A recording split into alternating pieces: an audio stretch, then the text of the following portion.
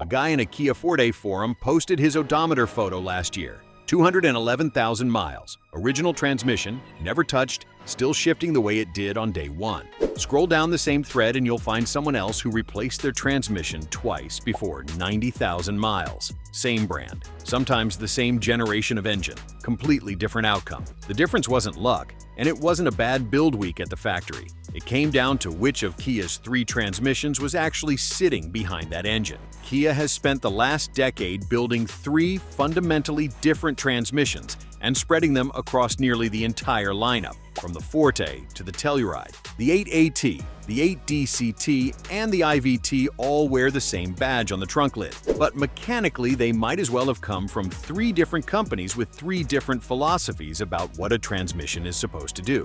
We pulled together long-term owner reports, dealership service patterns, and high-mileage forum data across Kia Forum, Reddit's Kia community, and independent mechanic write-ups to see how each one actually holds up once the factory warranty stops covering the mistakes. One of them separated itself clearly from the other 2. The remaining 2 have very different, very specific reasons for the reputations they've earned. What makes this comparison genuinely useful, rather than just another spec sheet breakdown, is that Kia never hides which transmission goes where. The engine and trim you pick effectively decides the transmission for you, which means the choice you're actually making when you configure a Telluride versus a Forte GT versus a base Soul is a transmission choice wearing a body-style disguise. Understanding the trade-offs behind that decision matters just as much as horsepower figures or infotainment screens, arguably more, because it's the one component that determines whether the car you love at delivery is still the car you love at 200,000 miles.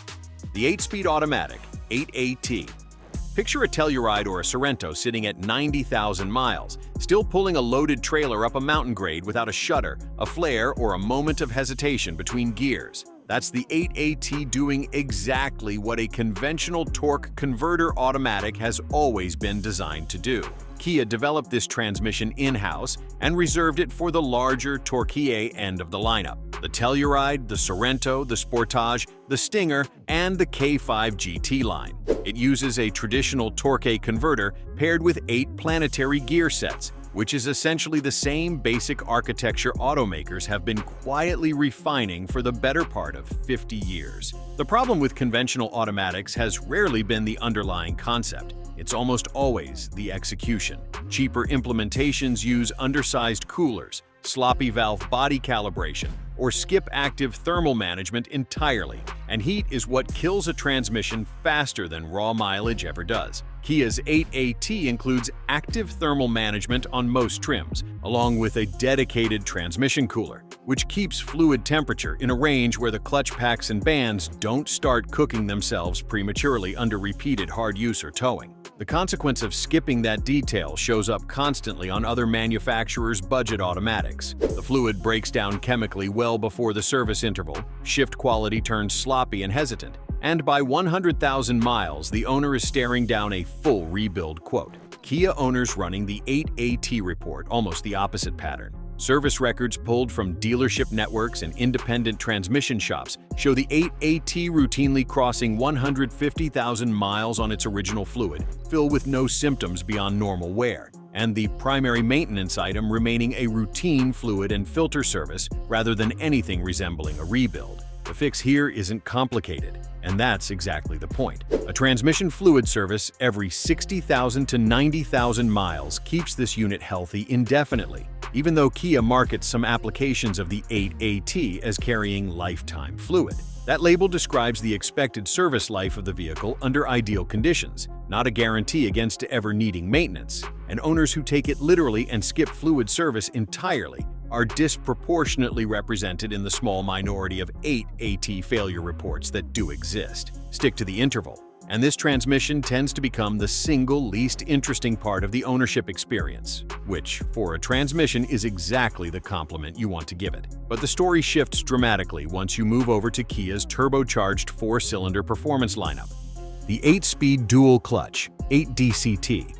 Somebody shopping for a Kia Forte GT or a K5 GT wants a manual-like snap between gears, the kind of immediate mechanical response a torquey converter simply can't replicate. And the 8DCT delivers exactly that. This is a wet dual-clutch transmission, meaning the clutch packs run submerged in a bath of cooling, lubricating fluid rather than sitting exposed and dry the way the notorious dry-clutch DCTs did for other manufacturers over the past 15 years. That single design distinction matters more than most shoppers ever realize when they're comparing spec sheets. Dry dual-clutch transmissions earned their bad reputation because the clutch material has nowhere to shed heat. So stop-and-go traffic cooks the friction surfaces quickly and produces the jerky, hesitant low-speed behavior that generated so many complaints and lawsuits industry-wide. Kia sidestepped that specific failure mode from the start by going wet, applying the same fluid bath cooling principle a torque converter uses, just directed at clutch packs instead of a fluid coupling.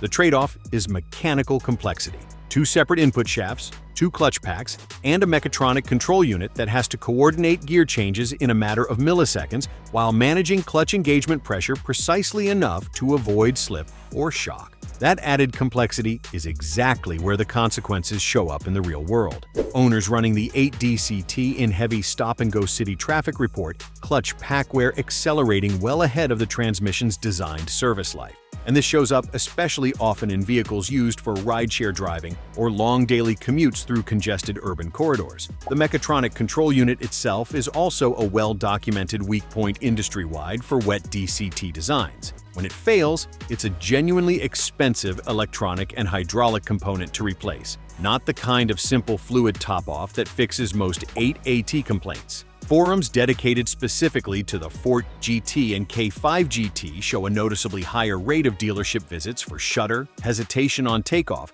or delayed gear engagement compared to 8AT-equipped Kias carrying similar mileage. The fix leans more on driving habits than on any single maintenance line item. Wet dual-clutch transmissions like this one favor consistent highway driving over constant stop-and-go crawling, and owners who occasionally use the transmission's manual paddle mode to reduce excessive clutch cycling in heavy traffic report noticeably fewer long-term complaints. Fluid service matters here too, and unlike the 8AT, Kia specifies a meaningfully shorter fluid change interval for the 8DCT, specifically because clutch wear particulate accumulates in the fluid faster in this design than in a conventional automatic. Owners who follow that shorter interval strictly are the ones posting the outlier high-mileage success stories on forums. Everyone else who stretches the interval to match a normal automatic's schedule becomes part of the reputation problem this transmission has picked up. Which brings us to the transmission with the most divided owner base of the three.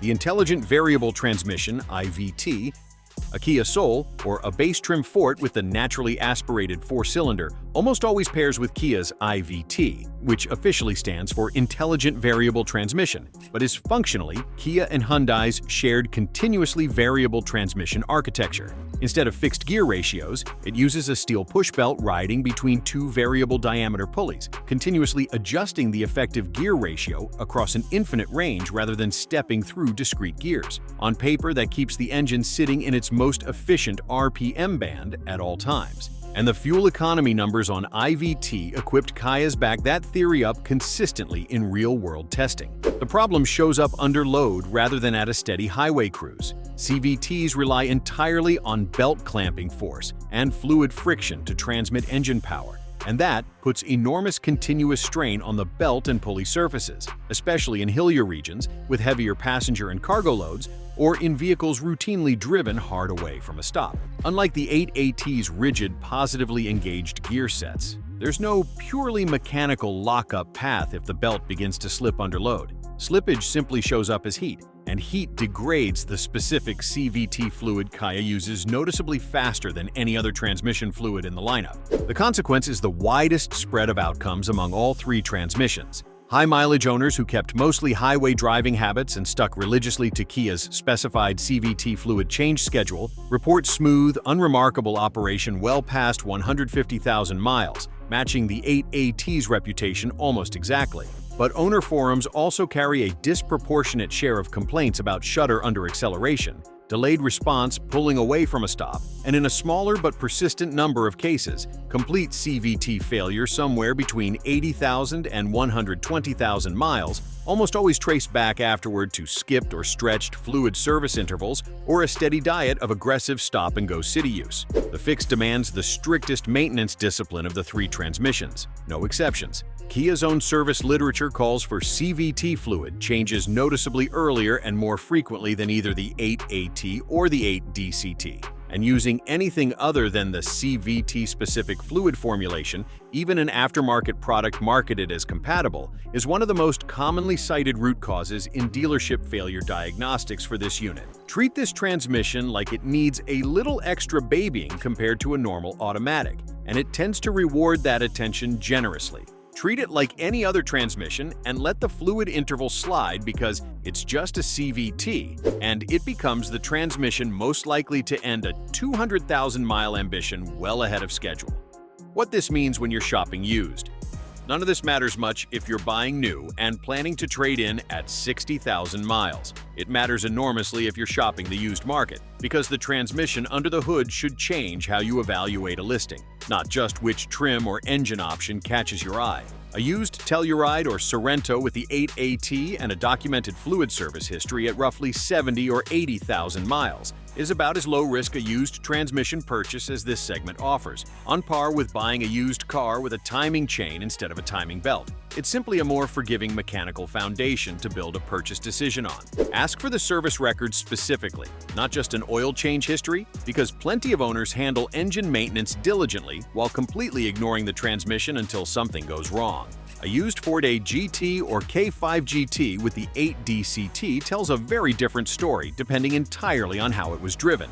A one-owner highway commuter car with documented fluid changes on the shorter interval is a genuinely good used buy, and the driving experience holds up well against much newer performance sedans. The same car with a rideshare or delivery history, heavy urban mileage, and gaps in the service record is a much riskier proposition, even at identical mileage on the odometer, because the wear mechanism here is about drive cycles and heat far more than raw distance traveled. A used Sol or base Forte with the IVT deserves the most scrutiny of the three, not because the design is inherently flawed, but because it's the least forgiving of the ownership history that came before you. Ask specifically whether the CVT fluid has ever been changed, and if the seller doesn't know or can't produce a record, budget for that service immediately after purchase, rather than assuming it's been handled. A CVT with a documented on-schedule fluid history and mostly highway use is a perfectly reasonable used purchase. One with an unknown history and heavy city miles is the single riskiest transmission scenario across this entire comparison, regardless of how clean the exterior looks in the listing photos. There's also a broader lesson buried in all three of these patterns that extends well beyond Kia specifically. Transmission longevity has far less to do with badge loyalty or brand reputation than most car shopping advice suggests, and far more to do with matching the specific transmission design to the way it's actually going to be driven, combined with whether the fluid service interval gets respected or ignored. A perfect maintenance record on the wrong transmission for your driving style still won't save you from a design that was never built for that use case in the first place. The verdict after 200,000 miles. Line all three transmissions up side by side against real owner mileage data, and a clear pattern emerges almost immediately. The 8AT is the transmission that asks the least of its owner while giving back the most consistent result, which is exactly what you'd expect from the simplest, most mechanically conservative design of the three. It isn't the flashiest option on a spec sheet, and it isn't the most fuel-efficient choice in the lineup, but it's the transmission showing up again and again in odometer photos north of 200,000 miles backed by nothing more dramatic than routine fluid service. The 8DCT rewards a very specific kind of owner, someone logging mostly highway miles who respects the shorter fluid interval Kia specifies for it. In that scenario, it holds up admirably well and delivers genuinely quick, satisfying shifts the 8AT simply cannot match on a back road. Put that same transmission in stop-and-go city traffic for years without adjusting driving habits or maintenance frequency though, and it becomes the transmission most likely of the three to need a mechatronic unit replacement before any other major component on the car shows meaningful wear. The IVT is the highest risk, highest reward unit of the group by a wide margin. It delivers the best fuel economy numbers of the three by a meaningful margin, and owners who follow Kia's fluid schedule to the letter report it lasting every bit as long as the 8AT does. But it's also the least forgiving of neglect of any transmission in the lineup, and it's the design most heavily represented in early failure threads across owner forums. If fuel economy is the top priority and the owner is genuinely disciplined about maintenance, the IVT can absolutely work. If the goal is simply to buy the car and forget about it entirely, it's the riskiest bet of the three by a comfortable margin. None of this ranks the transmissions on engineering merit alone, because on paper the 8DCT and the IVT are arguably the more sophisticated designs of the group. The 8AT wins this particular contest because sophistication and long-term durability under average imperfect ownership aren't the same thing. And a 200,000-mile test is ultimately a test of how forgiving a design is toward the owner who forgets a service interval or drives the car harder than the engineers assumed. Judged by that standard, the simplest transmission in Kia's current lineup turns out to be the toughest one. The bottom line: 200,000 miles doesn't lie, and neither does the maintenance log sitting behind it. The 8AT wins this comparison, not because it's the most advanced piece of engineering Kia builds today, but because it's the transmission that survives ordinary owner neglect the best of the three. The 8DCT and the IVT can both match it or even beat it in the right hands, under the right driving conditions, with fluid changes handled exactly on schedule. But the right hands is doing a lot of quiet work in that sentence, and most cars simply don't stay in the right hands for 200,000 miles straight. Know which transmission is sitting behind your engine before you sign the paperwork, and you'll know exactly how much attention it's going to demand from you in return. That's really the entire lesson hiding inside 200,000 miles of owner data. No transmission on this list is fundamentally broken, and no transmission on this list is bulletproof either. Every one of them will get you well past the six-figure mileage mark if you drive it the way it was designed to be driven and change the fluid on the interval that specific design actually needs, rather than the generic interval printed on a quick lube shop's price sheet. The owners posting 200,000-mile odometer photos aren't the lucky ones. They're the ones who read the fine print on their specific transmission and actually followed it.